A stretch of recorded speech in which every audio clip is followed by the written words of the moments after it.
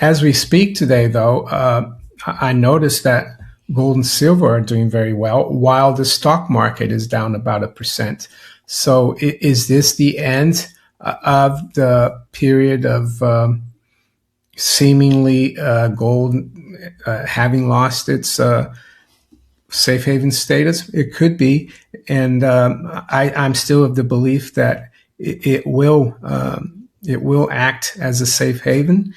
I just think there's still a lot of uncertainty relative to what energy prices are going to do. I mean, we're still told that if the war ends, oil price will go right back down and everything will be okay. But I think there's a lot more to it, because a lot of the production capacity in the Middle East, there's a lot of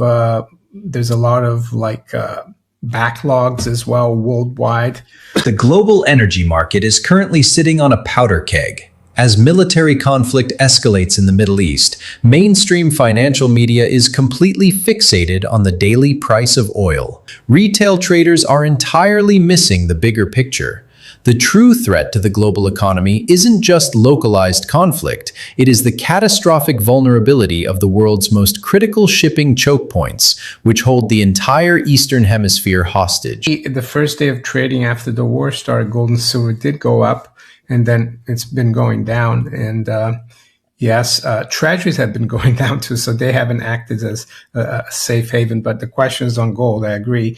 I had a look at what gold and silver did in 1973, because back then in October, the oil producing countries, OPEC, and under the leadership of the Saudis, they imposed the oil embargo, and oil went through the roof. It used to trade around $3, and it went up to 12 in the next 6 months.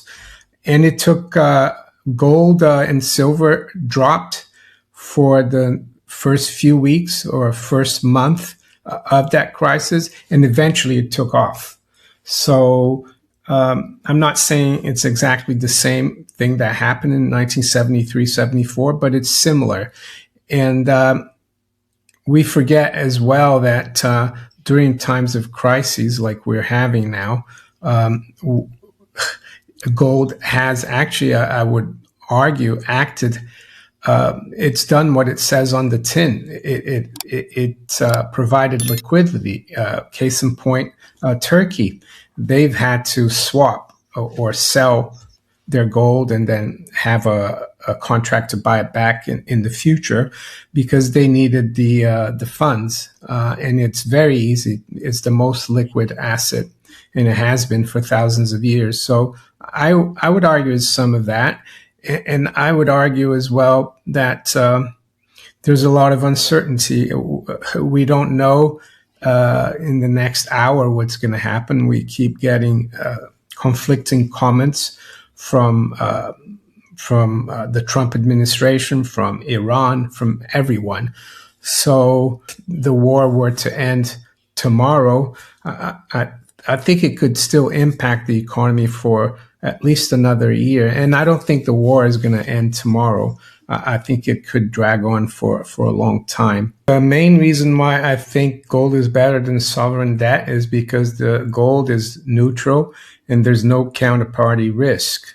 You hold a gold coin or a gold bar, no one owes you anything. You've got the money. You have a treasury note or a treasury bond or bill. If you want cash, you need to go and sell it. And maybe the broker that holds your treasury might not, like MF Global years ago, they went bust. And even if the brokers survive, the government bonds themselves are completely compromised. The United States is mathematically trapped under massive debt. While politicians claim the country will never officially default, Innecco points out that relentless money printing is the exact same thing. It took months for you to get your securities back, or I'm not saying the United States is going to default, because they can always print. So, and I think that's what's going to happen. I don't. Alan Greenspan said some years ago that we can always print, he said. And Austin Goolsbee was next to him, and he went like this. He said, the U.S. will never default. We could always print. Yeah. So that's the default, and that's why, and gold doesn't default. Gold just sits there, and you can't conjure it up out of thin air. You gotta mine it. It's not easy mining. First, you have to do some exploration, and then there's all kinds of risks as well involved.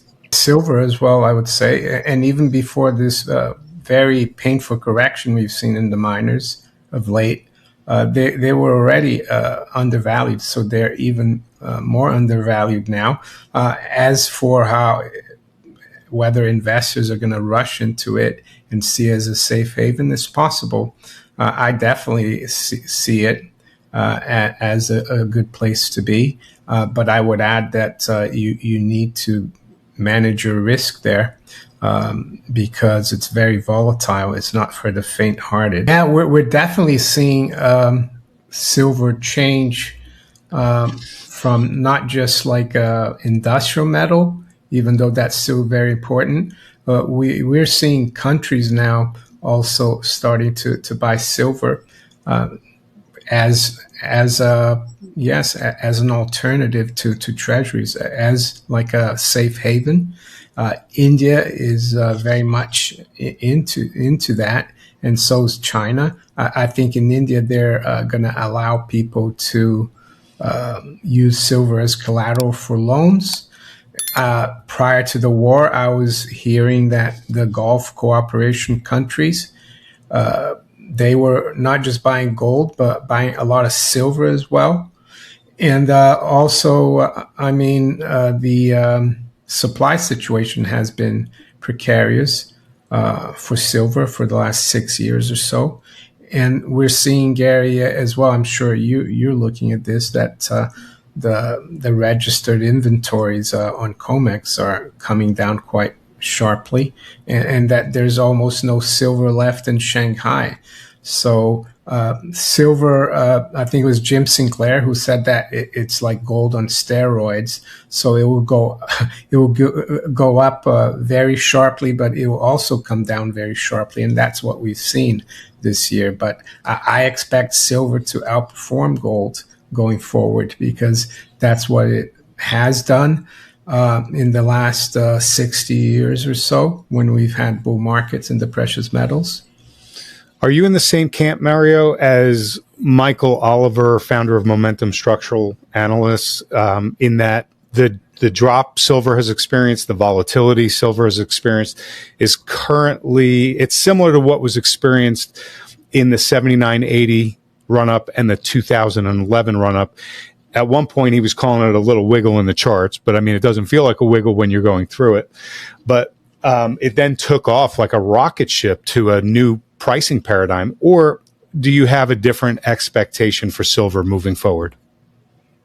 I agree with Michael Oliver. So, yeah. And I think when you look back, the correction we saw at the end of January, beginning of February, is going to look like a blip. Just like, the stock market in 1987 dropped 22% in a day. If you look at the long-term charts now, you can't even see it. And I think by the end of the year, the Dow was making another all-time high.